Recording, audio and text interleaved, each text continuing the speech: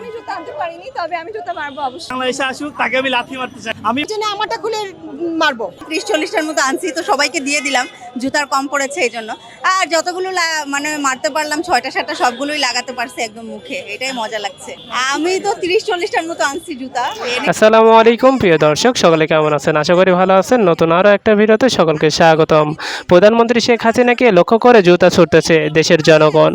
এই ক্ষোভটা মূলত 5ই আগস্টের কারণে হচ্ছে, যে ফাঁসিবাদী করে গেছে, সাধারণ শিক্ষার্থীদের হত্যা করেছে এবং সাধারণ জনগণকে যে হত্যা করেছে তার প্রতিশোধ হিসাবে আজকের এই জুতা নিক্ষেপ করতেছে প্রধানমন্ত্রী শেখ হাসিনার ছবিতে। যে যতগুলো জুতা পাইতেছে সব জুতা নিয়ে আসে নিক্ষেপ করতেছে প্রধানমন্ত্রী শেখ হাসিনাকে লক্ষ্য করে, তার প্রতিচ্ছবির উপর জুতা মারতেছে সকলে। আমরা দেখতে পাচ্ছি যে মানুষের বাংলাদেশের জনগণের উপর যে অত্যাচার করা হয়েছে তার ক্ষোভ, তার অভিমান, অভিযোগ সবগুলো কিন্তু আজকে প্রকাশ হচ্ছে আর ধীরে ধীরে। তার ছবিতে নিক্ষেপ করতেছে হাজার হাজার মানুষ, জুতা নিক্ষেপ করতেছে। এই জুতা নিক্ষেপ করার মাধ্যমে জানান দিতে চায় যে এর মতো কেউ যদি ফাঁসিবাদী হয়, কেউ অন্যায় করে, কেউ যদি অত্যাচারী হয় তার মতো, তাহলে কিন্তু তারও একই অবস্থা হবে বাংলার মাটিতে এবং কোনো জায়গা হবে না বাংলাদেশের মাটিতে। এটাই মূলত সাধারণ শিক্ষার্থীরা এবং সাধারণ জনগণ এই জুতা নিক্ষেপের মাধ্যমে প্রকাশ করেছে বা বহিঃপ্রকাশ হচ্ছে। যে সকল লোক জুতা মারতে এসেছে প্রধানমন্ত্রী শেখ হাসিনার প্রতিচ্ছবিতে, তারা বলতেছে যদি প্রধানমন্ত্রী শেখ হাসিনা দেশে থাকতো তাহলে তাকে আমি লাথি মারতাম। এই ধরনের বিভিন্ন কথায় মুখরিত হচ্ছে বিভিন্ন জায়গাতে।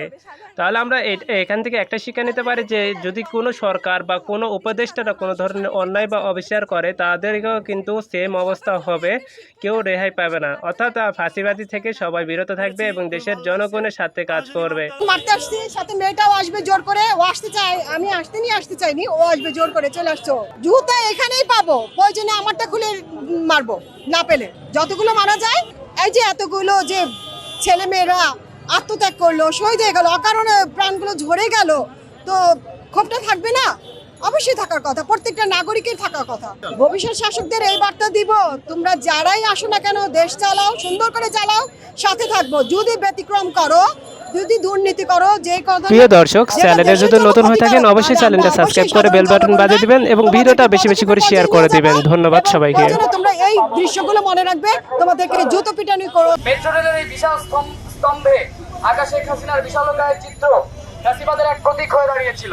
3 আগস্ট চূড়ান্ত বিজয় অর্জনের আগেই জনগণ ফ্যাসিবাদের এই দম্ভচিত্রের উপর নিজেদের ঘৃণার বহিঃপ্রকাশ ঘটাতে শুরু করে, যা পূর্ণতা পায় 5 আগস্ট। বাংলাদেশের জনগণের ফ্যাসিবাদ এবং স্বৈরাচার এর প্রতি ঘৃণার প্রতীক হয়ে যুগ যুগান্তর দাঁড়িয়ে থাকবে স্তম্ভ।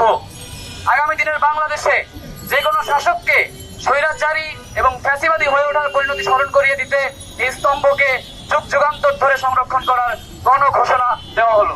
আমরা আহ্বান জানাতে চাই সারা বাংলাদেশে ফ্যাসিবাদের প্রতি ঘৃণার প্রতীক হয়ে দাঁড়িয়ে থাকা অসংখ্য স্তম্ভ, অসংখ্য চিত্র, যেগুলোর উপরে মানুষ তার ঘৃণা, তার যে ক্ষোভ সেটির বহিঃপ্রকাশ ঘটিয়েছে, সেই ঘৃণা স্তম্ভগুলোকে সংরক্ষণ করুন, সেই ঘৃণার প্রতীকগুলোকে